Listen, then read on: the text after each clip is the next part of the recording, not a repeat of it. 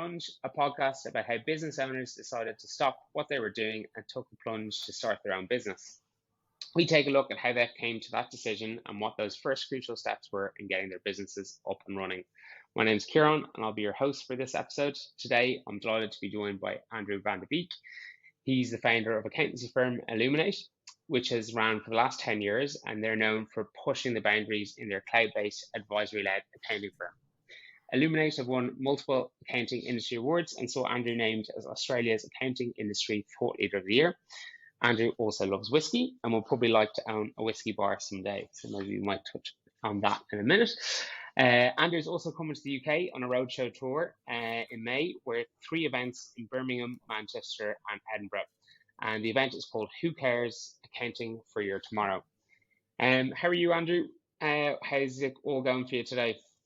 I'm well, thanks, mate. No, things are going good. It's been a solid, beautiful day here down in Victoria, in Australia, where I'm from, and looking forward to getting over to the UK a week and a half before I jump on a plane, which I am incredibly excited about. Nice. When was the last time you were outside of Oz?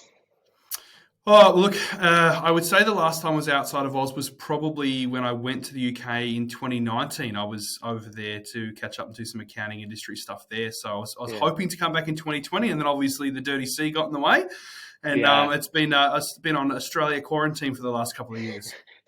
Big Scotty Morrison's not a fan of getting in and out of the country, is he? Look, he's they have their ways, they do their things, but the good news is that we're out and about now, and I'm looking forward to being able to jump on a plane and spend time with some people who have a slightly different accent than me. Nice. We'll look forward to welcoming you to the UK in May. But tell me a little bit more about Illuminate, or more kind of what were you doing before Illuminate that brought you to set it up? Yeah, good question. So I've always been an accountant. Straight out of high school, I got an undergraduate kind of position with a Big Four accounting firm.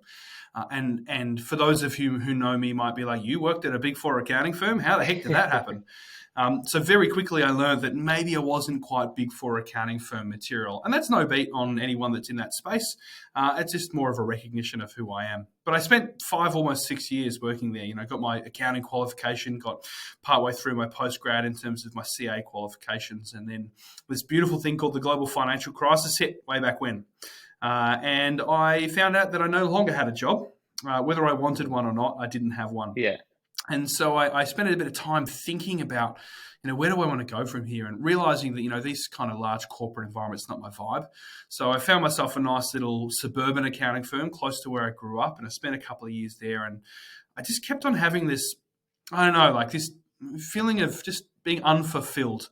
I'm just putting numbers in a box, right? I'm just getting a number, putting it in a box, and I'm clicking a button. I'm just keeping people out of jail. And I'm sure that's important and that's great. But where are the people behind this? And I've always been a people person. I've always connected and enjoyed those experiences. And I guess that was the catalyst for where I am now, 10 years after that kind of whole where the heck are the people kind of moment of going, maybe accounting can be more relational than transactional. And what might that look like? And that led me on my journey 10 years ago to quit my job at the age of 26, start an accounting firm, and go from there.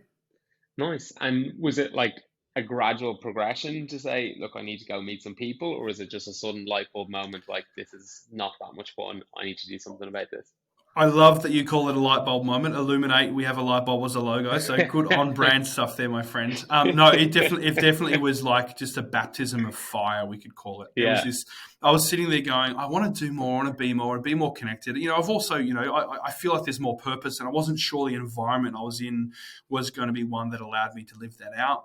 I wasn't sure if joining another firm was going to do that. I wasn't even sure if I wanted to start. I never had aspirations to start Andrew Van De Beek Accounting. So I reached out to a couple of people. I said, do you know someone I could have a chat to? I got connected to this guy called Jason. And a month later, we decided to start an accounting firm together. I had no clients. I had no savings. My wife, is a beauty therapist, and so she's not exactly a high income earner. But I've got a lovely history of making really good bad decisions that look really bad at first, and eventually they kind of work out. So it was definitely a bit more spur of the moment. And touching base on the kind of zero clients, zero money side of things. So what was the tactics for you and Jason? Like obviously when you start something up, you can't really be that choosy as to who your clients Mm. are, but did you try and have a bit of a hook or a bit of an angle as to who you were going to try and chat to or sign up in the first instance? Well, look, I'd say in the first, 3.5, 4 years of Illuminate. So Jason, no longer part of Illuminate, still a good mate. It's, has been an advisory mentor of mine for a number of years. But I'd say in those early days, we kind of had a plan in terms of we wanted to be more relational, more connected, but we didn't really have a plan in terms of who we work for. So initially Yeah. it was, so Jason, who's 10 years older than I, very smart, very well connected. All of a sudden, people knew that he had capacity. And then they went, well, if you've got capacity, here comes some work. And that kind of kept me busy for a while Nice. until we started discovering the cloud. And it was pretty early in. So we're about 6 months into our journey. Actually, really, it was day one. We were like, we can't have anything tied to a server because we just work from our home / from our clients. So everything has to be Yeah. hosted somewhere. And then we jumped on the Zero bandwagon about 10 years ago. And then that probably became a big catalyst for us of recognizing, cloud-based accounting. And we'd literally we got an office about 9 months in and had a big Zero sticker on the door. And we'd get people every week just walk up the stairs. Oh, are you Zero? Like, no, we're not Zero, but we do Zero. Oh, that's great. My accountant has no idea Yeah. about Zero and I want to use it, or I am using it. I need someone who gets it. And Andrew, was like MYOB or MYOB around at the time, or was Yep. Zero really? Yeah. So what? MYOB was why the wasn't the industry leader then, you'd say. They yeah? was still the incumbent. And why wasn't that working? Or why was everyone drawn so much to Zero, do you think? Yeah, look, it's a great question. So my experience wasn't really heavy MYOB. Like I'd used it, but I'd never really paid much attention to it, which is Yeah. probably a good example of why Zero is that Zero, it grabbed your attention. It made you stop and think. It said, Yeah. hey, what about this? What if we do it this way? And I think what had happened with MYOB is and for me, I'd been an accountant for, almost 8 years at that point. Not once had Yeah. MYOB grabbed my attention. Not once had that software made me think about how I could be a better accountant. It was just a means to an end. Whereas Yeah. Zero presented, a means to a future, a means to something Yeah. different. Oh, what if you could do it this way? And I was like, sweet, I can be on the road all the time. This is great. Awesome, I can access my client data from anywhere. Wow, I can Yeah. be more efficient. I can be more connected. I can be more relational. That's what I want to be as an accountant. I want to be more relational. And I think Zero really showed me that, whereas I just felt that MYOB they didn't have that in their plan, and they took way too long to bring out Yeah. an appropriate, half-decent cloud-based product. So it's basically, listening to that back, it's all about getting yourself out from your desk. It's the fact that you're not stuck to your desk, stuck to one solution, and that obviously gave you that freedom. And like I just kind of doing a mental timeline in my head, if you were kind of pack things in with the big four GFC time and we're doing a couple of stuff locally, it was probably 2012, 2013 that you were setting this up. So I'd imagine at that time you've got things like social media starting to kick off, websites are more important, SEO, that side of things. Were you looking at that to get new clients after the kind of Jason gravy train wasn't there, or what way were you looking, as well as obviously getting on the road? How were you picking up clients? I love that you just referred to as Jason as being a gravy train. I'm going to let him know about that. That's great. But yeah, so let's fast forward, 3.5, 4 odd years, and Jason and I decided that the direction of the business and where we're heading was great, but it wasn't quite where Jason wanted to go, and what Illuminate needed from Jason, he couldn't quite deliver, which was totally cool. And there was that moment. I remember that moment after I decided to buy him out of the business, and all of a sudden I've got some debt. I never experienced that before. I remember standing in my office at the time and kind of internally bitching and moaning about, this isn't happening here, and we don't have these clients, we aren't doing this. And I found myself almost saying, Jason, why aren't you doing these things? And I was like, dude, what are you doing? Like, he ain't here anymore, buddy. Like, turn the finger around, point at your chest, take some responsibility and figure it out. Do something about it. And that for me was this catalyst of like, okay, cool, I will. Oh, wait, but who is Illuminate? Who are we? What do we stand for? Like we started this business because we wanted to be more relational, but we haven't really done anything since then. What do we stand for? What are we about? Who are we? What's our identity? And that was a catalyst for really connecting and understand brand identity, authenticity, who we are, what we stand for. How do we articulate that, and how do we connect with others to help them to understand that? And I think that's really led us to where we are today, where I'm pretty comfortable and confident that we're one of the kind of crazies out there in terms of our brand is we know who we are. People know who we are, and that is great because it divides people positively, saying we want to or Mm. we don't want to work with them, and we have people joining us because of that. And talk me through that kind of catalyst moment then, Andrew. How did you start to define what the brand is, what you stood for, that you could start to imbibe this culture that you're referring to now, where people sign up to join you with? Like, how did you come about getting to what it is and what you stand for? So I think what was really important that we did at the time is we brought our existing team on board. And actually, if I reflect, the team back then, there's only one of those team other than myself that are still part of the business. We're only 5 people at that point. We're 20 now.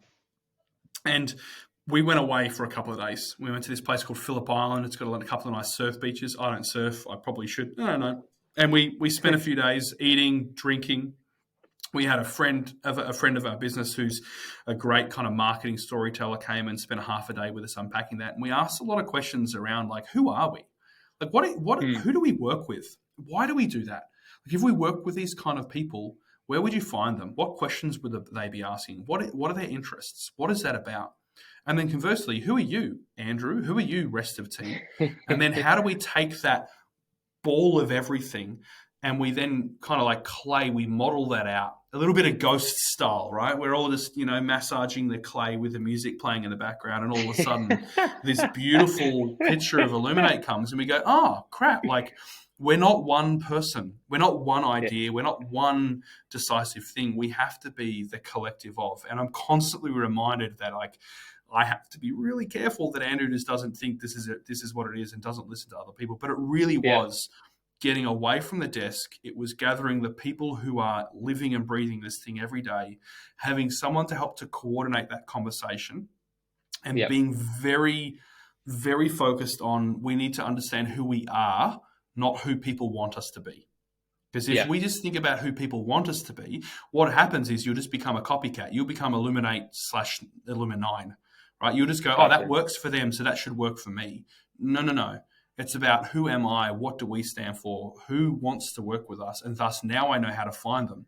Because if I'm trying to be somebody else, eventually they'll figure out that I'm just pretending. I'm just putting a mask on every day. And I talk the idea of like when this branding and this kind of connection to authenticity kind of thing happened, it was like the next day I decided to get out of bed and not put my accountant clothes on and just be Mm. Andrew. And it was this Mm-hmm. freeing connection of like, cool, I don't have to pretend anymore. Not that I Yeah. was pretending all that much, but like I just felt more connected, more real, more authentic. I'm putting on Mm. Andrew's pants. I'm going to do what Andrew's good at. I'm not an accountant called Andrew. I'm Andrew who happens to be good at accounting. And that's Yeah. what we have tried to encourage and embrace amongst our team ongoing from there. Nice. And just touching on the kind of talent side of things, like anyone who's kind of growing a business, and as you said, you've gone from 5 to 20, how have you looked to recruit people? What kind of attributes do you look for? How do you kind of keep a balance amongst characters? What are kind of things you've learned along the way? Well, look, you get on your hands and knees and you beg and you plead. At least that's what it feels like at the moment. Like, you talk about what it was 5 years ago. You talk about what it Yeah. is now. And I think a lot of business owners, regardless of what industry you're in, I know in Australia particularly, there just seems to be that there's no one available to work anymore, regardless of where you're at. So Yeah. if I look at it historically, the big thing for us, that brand, that authenticity, that understanding a language, understanding how you communicate is critical. If you know that, that's not just valuable for your clients, it's valuable for your potential staff members. Yeah. People will look at that and go, I see a bit of me in that firm. I like what they're about. I hear what they're talking about, and I just connect with that a bit more. So for us, that was really critical in that kind of state. The other thing that Yeah. I think was really important through that whole recruitment process is don't try and have a box that someone has to fit into. Gotcha. Because if you're just trying to find someone who can lodge a tax return or someone who can file a document or whatever the heck it is that you do, you're missing out on what the potential of that person might look like. So Mm. yeah, we still have to do all these things. There's a bunch of critical stuff and we have to have a skill set and it has to happen, and hopefully we can automate it. But if we can't automate it, we need people to do it. But if Yeah. we're not paying attention when people come across our desk or we bump into them and they're like, hey, yeah, I can do that, but I'm also really good at this.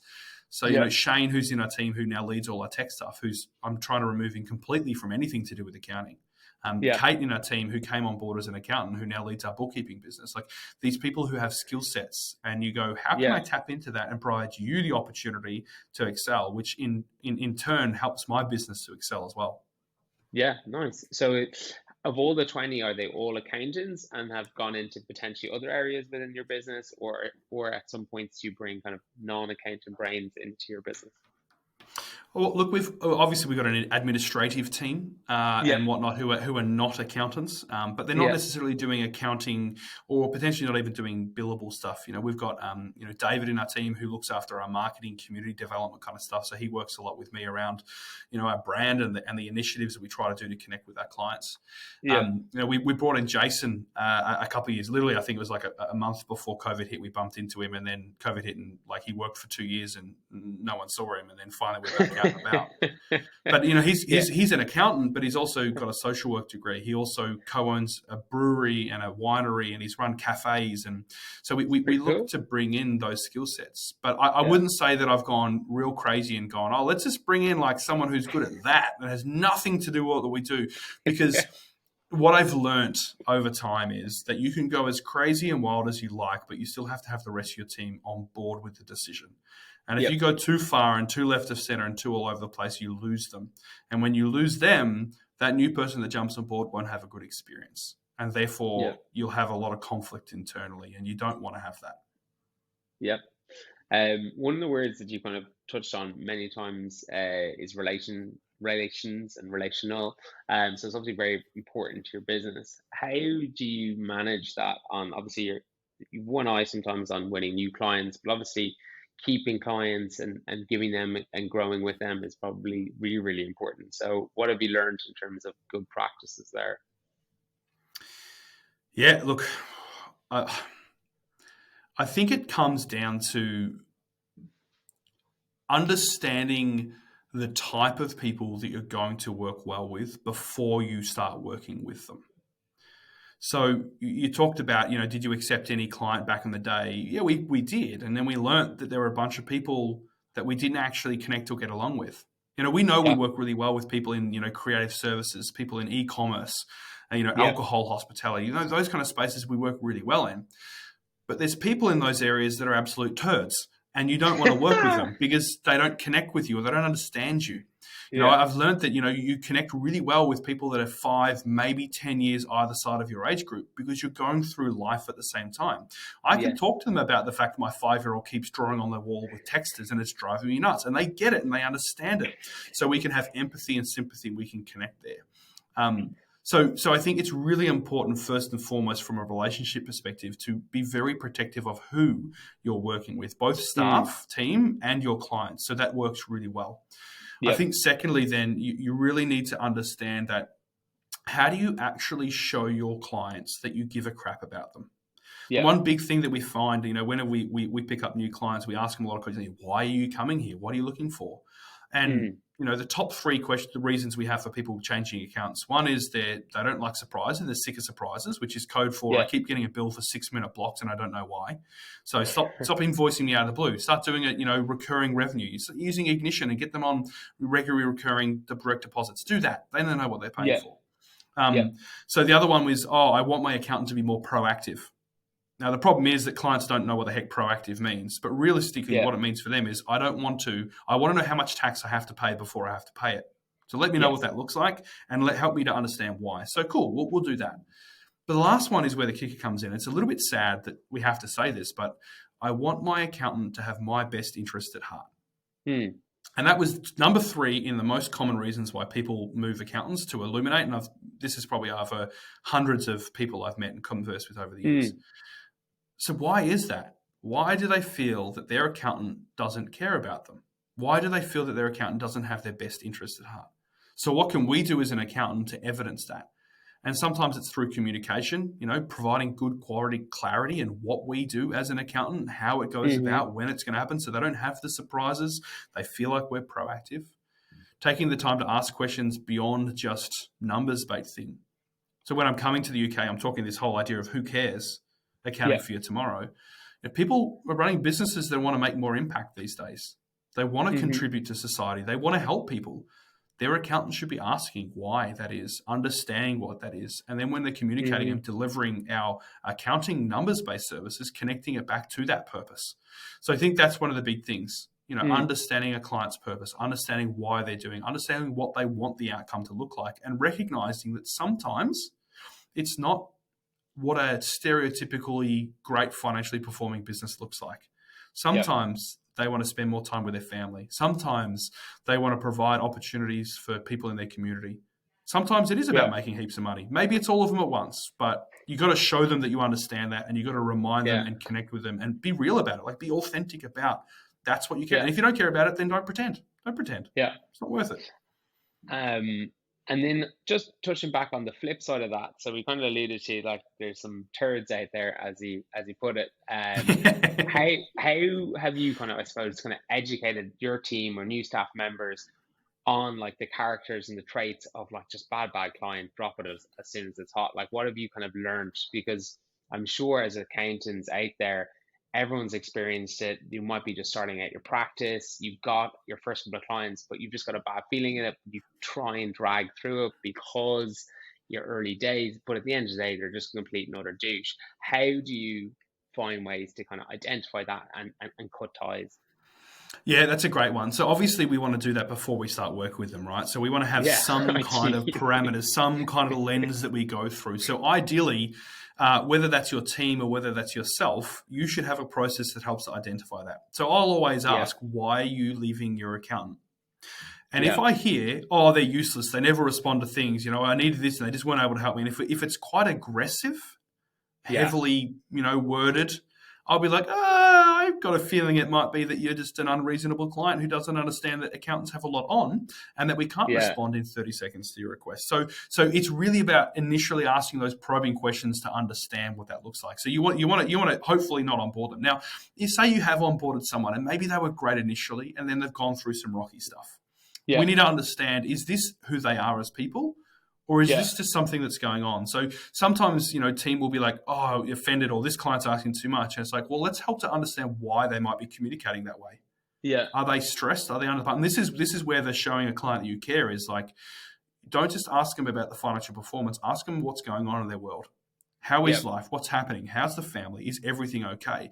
Because I've had times where I've had, oh, actually, me and my partner, and we're not going well. It looks like we're going to be breaking up. yeah. Oh, now it makes sense why you're a turd on the phone. Now it makes sense why Right. your numbers aren't Yeah, looking good. Now it makes sense yeah, why you are just not positively talking about stuff. Now that's yeah, few and far between. Sometimes it is because they are just not particularly nice people. And I think yeah. you need, as a business owner and a leader, you need to protect your people. Mhm, Everyone says mhm. client first. No, I say team first. You look Yeah, after your team well, they'll look after your clients well. If you look yeah, after your clients, you're saying to your team, I don't care what you have to do, make my client happy because I'll yeah, get rich because of it. And I don't think yeah. it's not a good way to retain staff at the end. It's not a strong motivational factor for the No, staff. no. No, I don't think so. One area I was kind of keen to pick your brain on is I think a general kind of macro trend amongst kind of big banks are they're not so necessarily interested in small businesses and say maybe they're turning over maybe $10 million or so. So instead of having kind of one-to-one relationship with them or having a heavy branch network, you've got lots of small businesses now who traditionally went to their bank manager but are now going to their accountant more and more for financial advice, understanding things when getting access to finance. A lot of the kind of initial questions that you would have traditionally gone to your bank manager. How have you seen that as a trend develop, and how has your team kind of adapted to that, where people are coming more for the kind of financial advisory, get access to finance type of Mm. questions? Oh, huge, absolutely huge. And that client is 95% of the people that we work with at Illuminate. We work with Yeah, small Aussie family-owned businesses that are just trying to do good. Some of them yeah, grow and do great stuff. Some will stay small and are really happy about it. But it is a yeah, massive challenge. They don't yeah, have the ability just to have it, jump on the phone and chat to John or Jenny and be like, "Oh, hey, bank manager, yeah, things are looking a bit tight. Do you reckon I can get extra 50 grand?" Like I remember, I've got a story of my own. Like when I was running the business in the early days, just after Jason had moved on, it's yeah, coming up to Christmas, and we hadn't yet adopted some of the approaches that we do now to have a healthier cash flow. yes, And I was like, geez, we're going to need an extra couple of dollars. And the year yeah, before, we had the same situation. We spoke to our bank managers, all good. This year, I was like, Jesus, looking a bit tight. I'll give him a call a few weeks ahead of it and have a Yeah. chat. Oh, sorry, your bank manager doesn't work here anymore. You've been transferred there. You call that person. Oh, look, I'm really sorry. You've been transferred, but you're not big enough, so I'm not looking after you. You have to go over there. You call that guy. You're like, oh, no, that's actually wrong. I'm sorry, but we can't help you. And I'm sitting there. I'm like, so what? Yeah. What do I do here? How do I do this? And that was a crappy experience for me. It led me to change from that bank and find a business bank that I felt like I had a bit of a better connection and understanding with. But it's working with accountants, advisors, finance brokers, and those kind of people who can say, cool, like we can look at your situation, bring in our expertise and connect you to the bank. We will never leave you. Your bank might, but we not, because we're running a business and our business is to ensure that people like you are happy. And if we keep changing our staff and moving all these kind of things, you can have a really crappy experience. So I definitely see sometimes clients don't realize that you can help them with this stuff. And obviously there's rules and regulations and licenses that we have to make sure that we're not overstepping the boundary of what we're allowed to talk or allowed to support people on. Yeah. But from a cash flow perspective, more and more and more people are asking the question. And I think from an advisor, an accountant, bookkeeper perspective, more and more and more opportunities are there for us to be able to support our clients in that space. And I see it's more of a connector, right? We understand the parameters in the realm. We leverage off the experts, the brokers and the finance people out there. We then connect our client to those people, and then we support them in the background through the process to make sure they're comfortable and aware of what's going on. I'm not the one that's filling out the loan docs. I'm not the one that's deciding this is or is not the best loan for them, but I'm helping them and holding their hand through that process because they go, cool, I know that I can go back to Andrew and be like, oh, Andrew, I was just chatting with, Stevie over here and Stevie said that I should do this. Just want to double check. This doesn't make sense. Does it make sense to you? And I'll be like, yeah, actually, this is what it is. I've seen it a dozen times. And they're like, oh, great. Thank you. Yeah. Now I'm happy. So all the time. And if you're out there and it's not happening to you, I would be saying you probably should figure out how to be involved in these conversations because they are some of the most impactful conversations there. The ability to get that startup e-commerce business $50,000 so they can buy that stock to get ahead of the curve of what their demand looks like. For people to be able to go, I need to go and buy that new piece of machinery. How do I go and afford it? I don't have the money. I want to go buy this business. I don't have the money to buy the business, but could I potentially secure it? Could I have a guarantor? Is there different funding? What do these options look like? And I think the accountant plays a really critical role in it. Oh, I mean, the accountant is almost like the artist in that example there because they are forecasting and showing you the different pictures of what it could be. And for some business owners, because they're so in the midst of things and run around doing a million things at once, that it's very hard to visualize the opportunities or understand the complexities. If I take the stock now on this day and advance this e-commerce facility, or if I do purchase this business, I actually don't need to pay everything at once. I can stagger it over this, and this is how I can realize the opportunity. But it's the accountant that's essentially sticking on the glasses and allowing them to see the opportunity of what's possible. Or in the other end of things, absolutely not possible. Please do not do this. You will wreck your cash flow. So both sides equally I do love it where they're like, oh, it's only 4% interest. I'm like, I know, but you're paying it back in 3 weeks. You realize if you multiply that out by a year, you're paying a ridiculous amount of interest. You're like, oh, I didn't realize that. Yeah, not great, but sadly, too many examples of that out there. And just you yourself, in terms of Illuminate, you've obviously grown the business over the last 10 years. Where do you see it going next? Is it something that you want to consistently grow at a certain rate, or are you kind of happy the way it is at the moment, how it's functioning? Kind of what are you thinking in terms of Illuminate? I feel like this is a question that's being asked of a lot of business owners in general lately. And I reckon I've personally been asked this question at least 20 times in the last 2 months. Now that we're finally in Australia out and about and at events and meeting and bumping into people and, what's the future for Illuminate? What does that look like? And you're asking the same thing. So what are you guys going to do? It's like, now we're out and about, we can do stuff. Where do you want to go? My objective has always been, I want a great business regardless of where I'm at. So it's not about trying to grow to get to a point where I have a great business. I always want to have a great business. But then where do we go from here, and what do we do with the greatness that we might have? How do we impact our clients and our community? I talked about impact and purpose, and I see our business continuing to double down on understanding the purpose of our clients and finding ways to report back to them their ability to achieve that. We're a team of 20 right now. Maybe our team will double in a couple of years. Maybe it won't. Yeah. But our focus is on running a great business and working with our core clients to achieve what they wanted to get through. So like we've got 4 other team members that are now in equity here at Illuminate. There's probably a couple of people that are, in the next couple of years might have an opportunity to do so. Now, if we've got other people joining in equity, logically we have to grow, because we can't stay the same and then all of a sudden just eat away equity and give it to people without, growing. So there'll be growth that'll come. I think, this year we've grown 20%, but we've intentionally tried not to grow. So I'm a little bit nervous about if we sit there and go, let's actually grow and see what happens. Yeah. But it'll be more of the same. It'll be working with great Aussie businesses.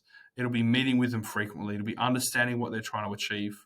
And at the end of the day, the core of what we do is keep them out of jail by lodging a document on time, but delivering a really cool service and having a whole bunch of fun along the way. Awesome. And then I suppose final question for me, when are you kicking the whiskey business off? Oh, I like it. So I have intentionally, every time I've had a public speaking gig, anytime I've been on stage, whether it's in Australia or whether it's around the world, I've made it known that my goal in life is to have my own whiskey bar. Yeah. And it's because it's something that's most important. My family is most important to me, but outside of my family, it's something that is most important to me. I love my whiskey. I love creating experiences, and I just really appreciate what that is. So Illuminate a year and a half ago purchased a factory, a warehouse, 640 squares in an industrial space. And over the last 6 months, wrestling council and builders and trades and all the delays, we've been working to fit that out. And so 3 weeks ago, we moved into the top floor, which is where our office space is. And downstairs at the moment, and over the next month it'll be completed, will be function rooms, there'll be co-working space, a basketball ring, podcast room, and a whiskey bar. Love it. And so we'll have finally that whiskey bar will be there. That's deadly. Making the dreams come true. I love that. Making the dream. It reminds me a little bit of old mate Will Fennell from Fennell Clark and his pub in the office. And we've got a bit of a similar thing. I remember visiting him and seeing that and going, that's cool. And that was kind of like, I've always wanted something like that. So it's not a licensed bar. This isn't something where job blogs can walk off the street and order a whiskey, but it's designed to say, hey, like the people that are part of our community, the people that work in this space, we have that environment to do so, and then I can help to connect them through that. And you know what? Maybe it means the whiskey that we get is a somewhat tax deductible, maybe somehow. I don't know. I'm not the tax guy anymore. I have to ask the tax guy on that. Love it. Absolutely brilliant. Andrew, it's been a pleasure chatting to you.